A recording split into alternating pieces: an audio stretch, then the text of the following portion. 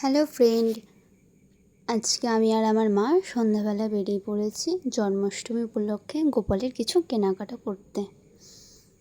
এই প্রথম আমি ভিডিও বানাচ্ছি, জানি না কেমন হবে, তো আবার ভয়েস ওভারে আমার মা এখনই বলবে হাই গাইস, বলছে আমাকে একটু দেখা, ঠিক করে দেখা। তাই আমি একটু ফ্লাশ দিয়ে দিলাম যেহেতু রাস্তা অন্ধকার ছিল। তারপরে দোকানে গেছিলাম, ঠাকুরের গোপালের যেখানে জামা কাপড় খুব সুন্দর সুন্দর রাখি তুলেছে, যেহেতু আর কদিন পরেই রাখি। এখান থেকে আমি একটা রাখি কিনেছি আমি আমার ভাইয়ের জন্য।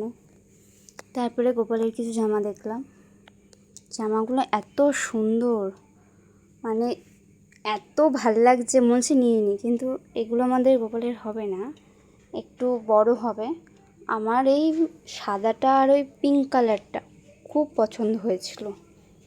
যদি আমাদের গোপালের হতো আমি ঠিকই নিয়ে আসতাম, খুব বড় হয়ে যেত, গোপাল ঠেকে যেত।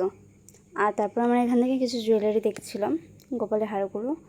এত ভ্যারাইটি এই দোকানটাতে, মানে জুয়েলারি যেটা দেখছি সেটাই ভালো লাগছে। আমরা এখান থেকে একটা নিয়েছি, এই সাদা লালের মধ্যে একটা নিয়েছি। তারপরে এখানে দেখার পরে আমরা আরও অনেক কিছু দেখেছি। তারপরে কিছু চুড়ি দেখছিলাম, এগুলো একটু নতুনত্ব, চুড়ের নিচে একটু ঝুমকো ঝুলবে। তারপরে এটা একটু ইউনিক। আর আরেকটা চুড়ি ছিল যেটি হাতের মধ্যে চেপে পরানো যাবে, ছোট্টর মধ্যে, ওটা কোনো ঝুল ঝরবে না, ঝুমকো ঝুমকো টাইপের থাকবে না। এই যে যেমন এটার কথাই আমি বলছি, সিম্পল।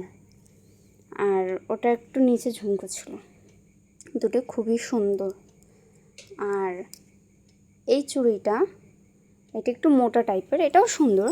আমরা নিয়েছিলাম ওই ঝুমকো, তারপর একটু আইসক্রিম খেয়ে নিলাম। এবার বাড়িতে এসেছি, এবার দেখো আমরা কী কী কিনেছি। এই হারটা নিয়েছি লাল, আর ওই লাল চুড়িটা ম্যাচিং করে।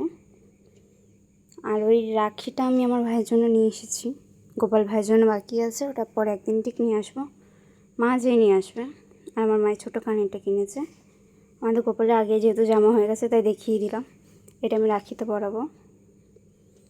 আর এই জামাটা জন্মাষ্টমীর দিন পরাবো রাত্রিরে, আর সকালে এটা কটন, যেহেতু। লাইক কমেন্ট করো।